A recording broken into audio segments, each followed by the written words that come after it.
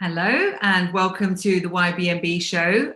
Those of you who've joined us before, and we've had quite a few episodes now, will know that we run this live 3 times a week, Monday, Wednesday and Friday. And Monday, we cover aspects of the body and a strong body. On Wednesday, we talk about mindset, and on Fridays, we talk about business. And usually speaking, I'm joined by a guest, and I have a wonderful guest with me today who I'm going to go on to introduce, Sonya Morton-Firth. So thank you so much for joining us, Sonya. Thank you so much, Angela, for asking me to be on your show. It's nice to be on the other end of the questions for a change. Yeah, well, Sonya is very prolific with regard to podcasts because she is a podcaster herself, and we'll come on to that. And also as a motivational speaker as well, has done some sort of wonderful talks throughout the country. But one of the reasons that I wanted Sonya on as well is that obviously today being the day where we do body, is that Sonya has actually competed as a bodybuilder on stage and has in fact been weightlifting for much longer than myself. So when we met, we immediately bonded over this interest. And as you can see, very sort of, beautiful, diminutive, very feminine woman, but has an amazing physique. And so what I wanted to explore today was a couple of things. Firstly, how, Sonya, you actually got involved in the whole world of bodybuilding. And, probably one of the things that I'd like to do is demonstrate that this is accessible to anybody, no matter who they are and when they start and what their gender is. And then secondly, what that can lead to in terms of confidence and your ability to deliver on things that you want to in your life. So if we start with you in a little bit of a summary about your background. So just for people who've not maybe seen your podcast or know what you do, just tell us a little bit about yourself, first of all. Thank you so much, Angela. And firstly, thank you for the lovely compliments. It's always nice being told nice things, especially at the moment when all you're doing is going out in your big anorak and you're covering up your body. So thank you.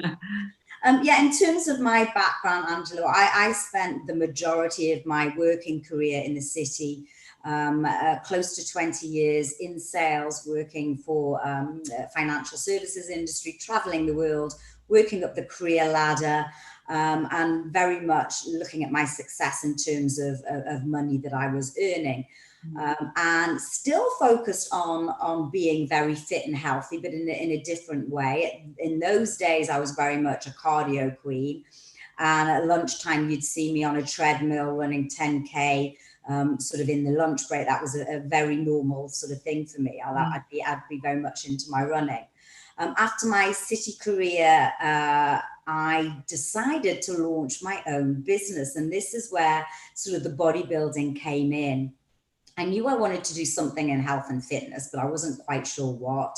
I retrained as a personal trainer, but I knew that I didn't want to be doing the training. I like being the client, but I thought it was important for me to really understand what goes into delivering a personal training session if I wanted to go into the industry. And anyway, after a few months, I did a few entrepreneurial courses, and I met my business partner, and we started our own range of fashion fitness wear for women.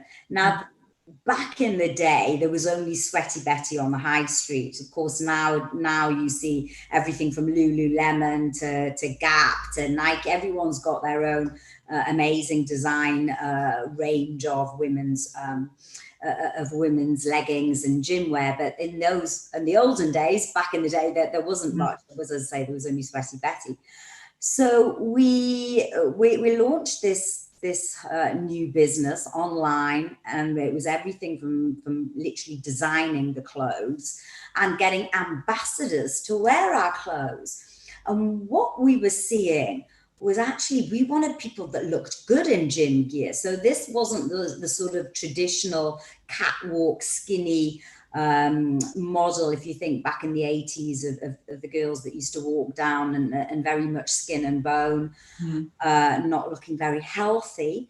And instead we wanted to go for a woman that embodied confidence, power, and looked fit and healthy. And so those women that we were finding were actually bikini athletes. basically going back, thinking of bodybuilding, people that got on stage and basically showed their physique and their time working out in a gym. And I got to the stage where, basically, a long story short, I decided to sell my shares in the company. It wasn't quite right for me. I went on to different things. But the one thing that fascinated me was these women that looked amazing and really had lovely sculpted bodies. And so I asked one of them, well, how did you do it? How do you do it? And then they said to me, oh, anyone can do it. You could do it. It's just a matter of training in a different way and eating in a different way. Yeah. So that's when I embarked on it. That was, and my first show was at the age of 44, so 6 years ago. And then I did my first show, and then I loved it and went on, and I competed again 2 years later. And you never know, I might have another show in me before my 50th, depending on lockdown. But I think it's amazing, to hear that story and how you transition from a city career and from, a cardio queen, as you put it, to someone who owned her own business, exited that business, and then completely transformed the way that you trained as well. You went from a place where someone said, well, anyone can do it, you can do it, which is one of the key messages that I wanted to come out today, is that anyone can start a new fitness regime and anyone can build a body that they can really only dream of. And I've seen the photos of you on stage, phenomenal, and you're in great shape now.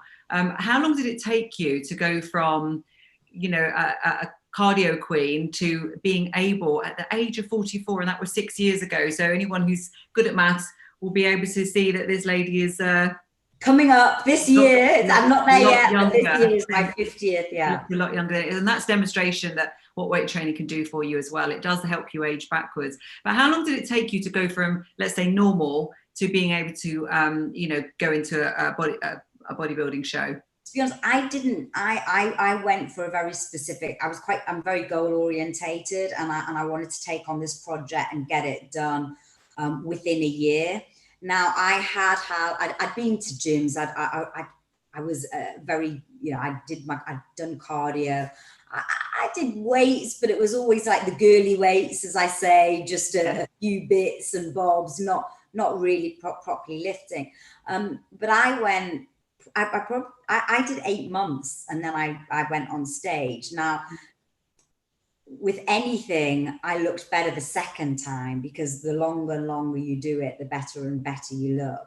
Yeah. You can go into a gym. Well, you can't go into a gym tomorrow, but you can pick up resistance training, and you can see immediate effect very quickly. In fact, you see better effects the less training, as they call the training age, that you have.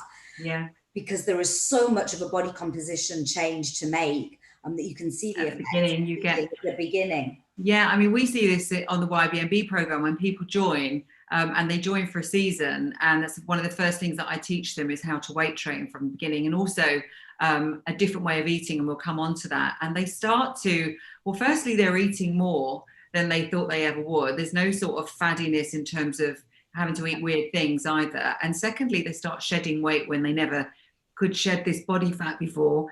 And then, yeah, as you say, muscles pop up, because when you're young in your training age, as we call it, then you get what we call newbie gains, where your muscles just pop up. And you can be any age. So you did yours in 8 months. I mean, for me to get to that point where I had that first photo shoot with all my abs popping out, that was 10 months. And, you saw my before photo, and I was pretty sort of doughy and soft and amazing transformation. Typical looking, sort of mid 50s, really. Tell us a bit about, so that's the first message, is anyone listening to this who wants to change their body and they're female and they want to do it in a way that they don't look over muscle bound and they look really feminine and beautiful physically, then you can do it. You can start at any time. You can start in your 50s. You can be on stage if you want, as Sonya's demonstrated. But tell us a little bit about the eating and what went into it and what goes into it for you to maintain as you are now, because you can do the same thing to different extremes, can't you, to get different results? Absolutely. And honestly, Angela, I've got to say, even to today, you know, I'm not as strict as that you do a 3-month prep just before you get on stage. So I would say that's quite restrictive. But taking really the fundamentals from what I did, I still live like that today. Yeah. Okay, we've just come out of the Christmas period, so and maybe there's been a few cheats and stuff around there that more than normal. But I've changed the way I eat. Again, like being the cardio queen, I was always this person that was always on the latest fad diet. Tell me a diet, I've done it. I've done everything from the Kellogg's Special K diet to the 5-2 to the South Beach to the Atkins to the soup only. I mean, ridiculous things. Yeah. And I literally, I did them all and none of them worked because yes, you'd lose weight in a very unhealthy way and it wasn't sustainable. It just wasn't sustainable. And as soon as you ate again, you put on the weight. So changing the way that I ate to sort of to fit in with the bodybuilding and lifting weights. And as you rightly said, you can eat a lot more because you're burning, the more muscle you have, the more calories you burn after the exercise itself. So with cardio, you're burning the calories then and there. With weight training, yes, you're burning calories then, but you're also continuing to burn calories after. Yeah. So you can eat more, which is great. Yeah. And I literally have some fundamentals that I always stick to. And that is, I don't eat processed food anymore. So all my food is whole foods in some way. I make sure I get enough protein in my diet. So, and that can depend on anyone. You can look at a couple of grams per body weight that you are. I mean, there's various different formulas, but I make sure to have protein with every meal. And that is probably the one thing that massively changed for me. Yeah. Eating enough protein. Good fats. I mean, you know, avocados, eggs, smoked salmon, and all the good things. And actually still having a treat and not denying myself anything. Yeah. You know, so I will still have chocolate. I will still have the odd naughtiness. And it's not about denying and this whole like, oh no, you can't eat anything like that because you're on these super restricted calories. Well, it's about being mindful and knowing what different types of food actually does to your body, isn't it? And this is one of the a couple of the sort of the secrets, I suppose, that we unlock and that we teach people in YBMB is that, you know, you look firstly at what you're actually consuming, you get a baseline and then you sort of adjust it. Firstly, we look at energy in, energy out, because all those diets that we know about, they don't actually, they're all based on putting someone in a calorie deficit, but they just don't say that because that sounds boring. So they talk about intermittent fasting and, you know, but it's just calorie deficit. It's just about balancing your energy in and your energy out. So what we do is we teach people ways of increasing their energy output, but understanding that, you know, killing yourself on a treadmill actually doesn't actually use that much more energy than just stepping and walking. You know, so you may as well just sort of do your steps, do your heavy lifting 4 times a week and eat the right combination of, as you said, protein, carbs, fat. And that combination is going to be slightly different for everybody. But broadly speaking, you know, you have a calorie target, you have a protein target, and the rest you split between healthy carbs and fat. And you could probably achieve a fat loss, well, you could achieve fat loss, of course, really cutting your intake and being on processed foods, for example, but you're not going to build a physique and build muscle, etc., without protein and good quality fats and good carbs so you can sleep properly and all of that. So yeah, I mean, it's once you know about it as well, you can do it through what we call maintenance. You can still have a glass of wine, you can still have chocolate, you can still do all these things, but you can maintain this physique. And I think the wonderful thing is, and you demonstrate this beautifully, is once you've built muscle, it's yours to keep. As long as you maintain, you've got it forever, haven't you? You have. And, you know, you could say, well, what are you doing right now? It's a challenging time. You know, we're in lockdown. Obviously, I'm not going to the gym. You mentioned steps. Steps is fundamentally important. Firstly, to get out, you're exercising, and I'm definitely maintaining my steps, anything between 10 to 15,000 a day. And I still am weight training. You know, I bought some weights from Amazon. You don't have to buy anything expensive. And you know, I do a combination, like you say, I'm still doing resistance training 4 times a week.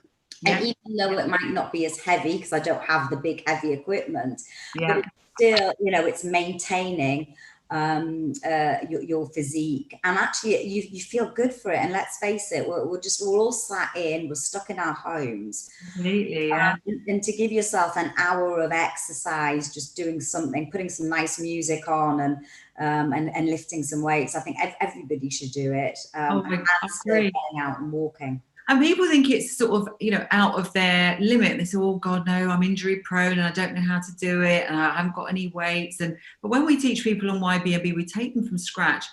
We run sessions every single day that people join into, and they start off with no weights. Then we teach them with water bottles or cans of beans. Yeah. And then what you find is someone wants to order a set of dumbbells off of Amazon, so they do a set of 4 or 5 kgs, and before you know it, they've now ordered another set because they need a heavier for their legs, and then the next thing someone buys a bench, but you can use a sofa. So basically, you don't need a lot of equipment, and you can weight train from home, and you can definitely maintain what you've got, and you can get these newbie gains if you've never done it before. You don't have to wait for the gyms to open up again. And that sense of confidence, you know, when you say you go from the 2 kg to the 5 kg to the 8 kg and more, you know, you're actually seeing the results. Yeah. And the results come in, you know, you are stronger. And that strength isn't just physical, but it's also internal and mental. So that comes out in everything you do. As well as, you know, lifting heavier, that the confidence it gives you is really shines out in other areas of your life. Well, I wanted to come on to that point next, because I think hopefully what we've managed to convey in this first part of our conversation is that firstly, you can start at any time. And secondly, you don't need any special equipment, and you don't need to starve yourself. So anyone who believes any of those things, that's not true. We're here to demonstrate it. And you know what, my friends, sometimes, you know, back in the olden days when we could go out for dinners, etc., they used to look at me and go, I can't believe how much you eat, and look at the size of you. And it's like, well, I lift weights. Yeah, exactly. Yes, so many good reasons to do it. So if you're interested in more on that, then you can click on the link the YBMB show is providing in the notes, and you can jump on board. But there is something more to it. So yes, you feel great. Yes, you look great. And all of the other good aesthetics things that come with weight training. But the second thing is what Sonya, you've just alluded to now, which is the confidence. Because if you can do that with your body, then, you know, what else can you do? And you have created, you know, this fantastic show, this podcast show of yours, where you interview lots and lots of people from all walks of life. But the thing they've got in common is, normally speaking, they face some form of adversity. I know, for example, you interview a lot of people from armed forces and things of that nature. Yes. And got some wonderful shows there that we'll click in, we'll put in the notes for people to click on and have a read, have a listen to. But there seems to be a theme with many of those people, which is, again, that fitness is sort of part of their armor, and staying in shape is part of the tools that they use to be able to overcome many of these challenges and do great things.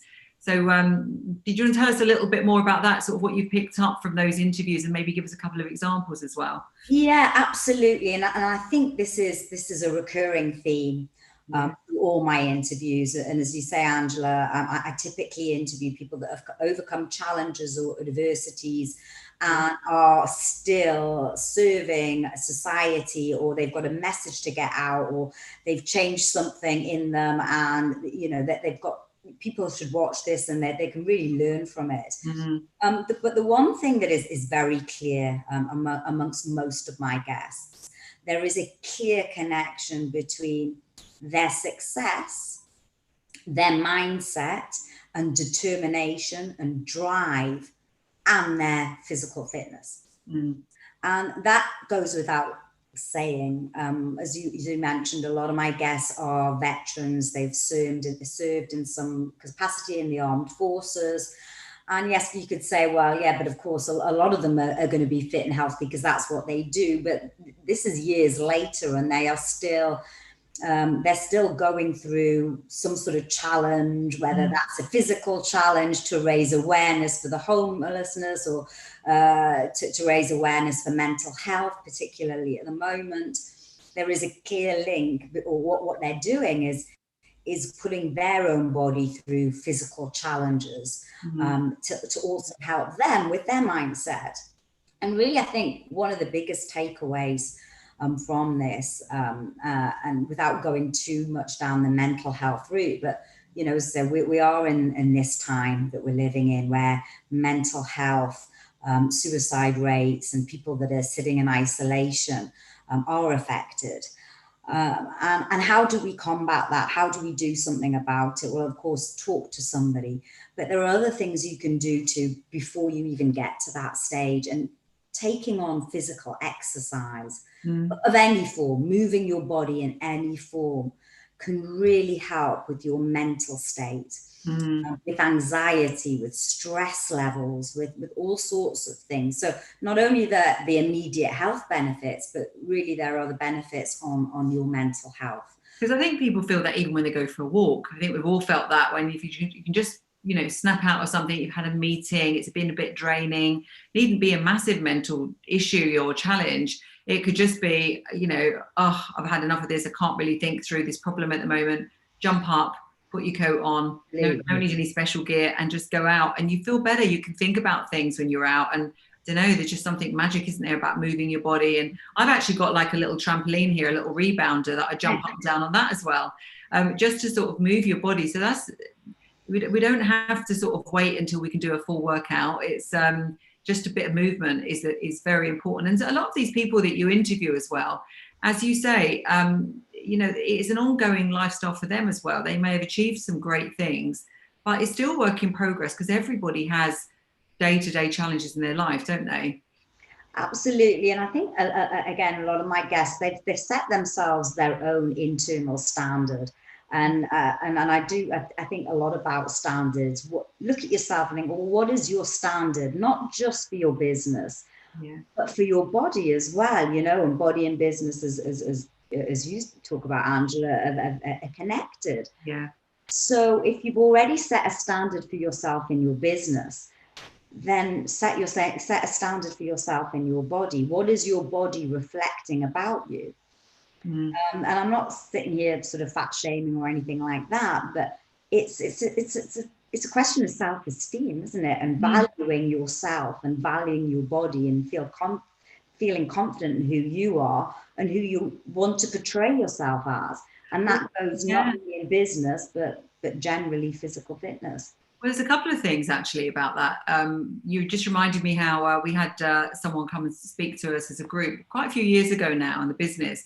And what she said, she was an image consultant, and I brought her in to sort of talk to the team.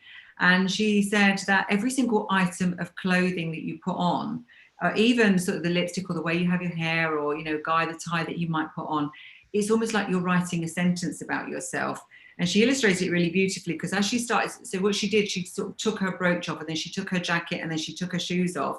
And you saw this sort of power woman sort of diminish into just like a normal, sitting indoors sort of housewife, I suppose. And it was really amazing how she illustrated the point. But I think the same thing happens with, when you very first see someone and you see that they are fit, you just immediately think that they've got their act together. And I think, so it's really important for image, not just your own self-esteem that we've spoken about, but also how you come across to others as well. And I think there's something to do with, as you said, your internal standard, but your ability to stick to a process, because, to be fit, you have to follow a process, don't you? Because you can't do it, can't buy it, it can't be done tomorrow. It's a long-term process. And that's where I think it's so aligned to business. And there is no sort of secret formula. The thing about fitness is it's all about consistency. Yeah. That's it. There isn't any sort of, oh my God, I'm going to take this magic pill and suddenly get fit. It's doing little things every single day and being consistent with your actions, the same with business, the same with anything else. I'd say consistency is the key. Yeah, and a bit of patience as well. Patience across everything is definitely something that you've got to think about. And, back to talking about muscles, you don't put muscles on overnight. So all these people that might be sitting there thinking, or ladies in particular that don't want to, that come out with this myth of, oh, if I lift weights, I'm going to become bulky. It's like, you do not, I wish you did, but you don't put muscles on. Yeah, because once you actually get into it, to weight training, you actually want to build more muscle, don't you? Yeah, definitely. And it's really, quite hard work, isn't it, to do it, because then, you have to sort of start adjusting what you're eating more, to put muscle on, you need to put on a bit of fat as well. And then when you get used to sort of a lean look, then you don't necessarily want to put too much body fat on. So that's a whole different ball game. You get to a level and then you're always wanting to improve it. And the great thing is you can. But getting back to your guest, I wanted to find out if there's any particular examples that you could maybe that spring to mind of people that, really illustrate this whole thing about process and, their fitness levels have come along with their ability to achieve goals in their lives. Is there anyone who particular? Wow, I've got so many. The one that just sort of quickly springs to mind, he's quite extreme, Darren Hardy. He's just actually brought out a documentary. He's a veteran. And for the last couple of years or so, last year, certainly during lockdown, he's basically been doing a lot of physical challenges, and they've been all over the news. He was recently on Good Morning. He just finished his 10 Ironman in 10 days challenge. Wow. So 10 different, every day over the course of 10 days, he did an Ironman, which is a crazy race. And it involves basically a triathlon, a swim, and a marathon at the end of it. But he's just one example. I mean, I've got so many examples of people that have really, that are maintaining such a high level of physical standard, and continue to sort of succeed in other areas of their life. I also want to talk about a lady, Veronique Rees. I interviewed her last year, or maybe, it was last year, at the beginning of last year, before lockdown. Yeah. And she's been bodybuilding for a very long time, and is a very successful businesswoman as well. So marrying the two, she bodybuilds, she weight trains regularly, got an amazing figure, and is a very successful businesswoman in her own right, and a mother of 3 as well. So it just shows you that it really transfers across different areas of your life. It does, yeah. And I think as well, you describe someone like that, and you think, wow, it's so impressive, and but then the mind goes to, but I couldn't do that, because there's all of these reasons why we can't do it. I remember myself when I first walked into a bodybuilding gym and I saw all the before and after photos, and I remember the trainer was sort of sitting there talking to me about what we were about to do, in terms of sort of the regime, and me looking and thinking, I think I'm in the wrong place, because I can't achieve sort of 6-packs like that, and all these people are sort of bodybuilders, and they seem to me like as if they were off a different planet, different types of people. But before I knew it seemed like that, there I was in the middle of the board, as a before and after, and I not only had made it to the corner that I thought I maybe might make it to the corner, I was actually there featured in the middle.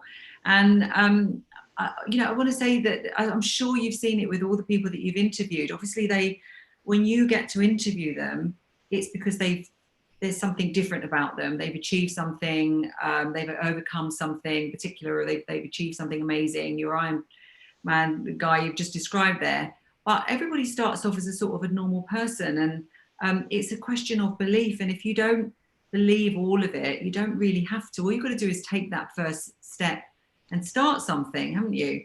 I think you've just knocked the nail on the head. It's that belief in yourself.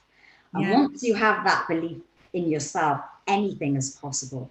And it's getting a vision. I always say, get the vision first, have a clear mental image of where you want to go. Then to a certain extent, let that go. You've got the clear mental image, you know what you want. And then it's just about consistently taking little actions to get towards that goal. But the first action is absolutely having 110% belief in yourself that you can do this, and you can do this, because we all can do anything really. Yeah. And there's been so much, you know, proof about what people can put their bodies through. And you know, we're not talking about normal people, we're talking about people that have got maybe disabilities, that have done amazing things. I mean, I've interviewed veterans that have lost limbs, and they're still doing challenges that you think were absolutely impossible. But the fact is, they're not impossible, and the only difference is their mind, and what they're telling themselves is, this is possible. It is possible, yeah. And even if you can't think that the big end goal is possible, what you can do is you can think about the end goal, whether that is a physique goal, or whether it's a business goal, or a new job goal, or whatever it is.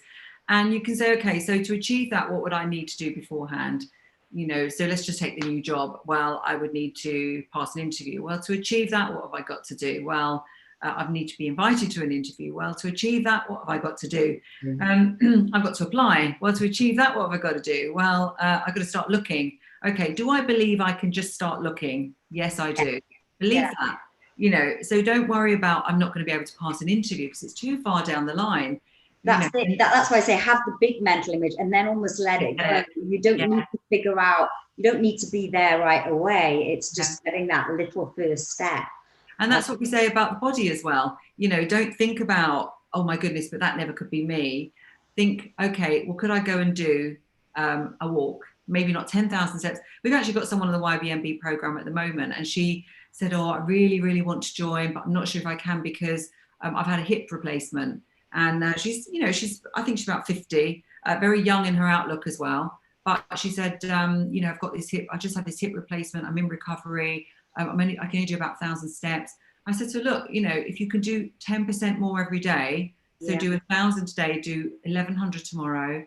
Well, she's up to, I think she's up to about 3,500 now. You know, she's been on the program for 5 weeks, and she's speaking, you know, the language of macros, and she's doing, you know, upper body weight training already with cans of beans. And so you just think about the next step, really. I think that's the critical point, isn't it? And you've got to go through the steps anyway. You know, you've got to take each step at a time, because you can't just jump the steps and get there. And I think that's what we always thought with this, you know, these fad diets. Yeah. The whole fact is you can't jump the steps and just get there. Yeah, you might be able to get there, but you're going to fall straight back down on your face eventually. You need to take the little steps to get there. Yeah. Before we go, people will probably, you know, they would have seen your Instagram. I'm sure they'll watch your podcast, etc. as well. But a couple of things, really, this is me wanting it for my own benefit as well. How did it feel actually competing at the age of 44 on a bodybuilding stage? Well, I've got to say, it was scary. It was scary excitement. Yeah. And I think that the one thing that I was more nervous at the beginning was I was on stage with women in their 20s. And, you know, we always compare ourselves. And I think particularly women, we look at the younger woman and we're like, oh my God, I'm never going to compete in that. I'm never going to be measured up with that woman. No way. And yet when I got on stage, I can't tell you the backstage, because you're backstage for a long time. It's such a lovely atmosphere. Everyone's super friendly. They're all going through the same things. They're chatting.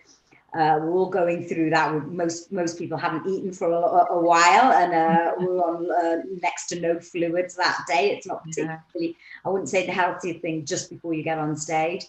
But yet, once you step on stage, your confidence level, and I think this, and I've gone on to speak on stage, and just before I get on stage, each time I always think to myself, well, I'm not in a bikini. And anything else is easy, really. I mean, to actually step on stage in a bikini in front of that, you know, a sea full of faces, it takes confidence, and it feels invigorating. It feels amazing to do it. And you really, and what you've done is you've sort of, you know, really pushed yourself out of that comfort zone. And as you say, if you can do that, you can do anything. So standing up and doing a big motivational speech after that, fully clothed. Fully clothed. So much easier. It's a little less intimidating. Yeah. So you've done so well there. And so what you're going on to do now is to help people even more with their confidence. You're creating a side of your company which is creating show reels for people and helping them produce their own podcast shows and things like that, aren't you? That's right. So basically a production company. So anybody that's looking to get their voice out, their message out, they don't know where to start. When I started this a year and a half ago, I was like, oh my God, technology. And people were saying, oh, just get your iPhone and do it and just do this. And I wanted a really good quality show. Yeah. And so what I did is I looked at the process that I incorporated. And yeah, we can produce now an end-to-end production for a podcast, and that's filming. So you got it on YouTube. We can push it out for all the different podcast platforms.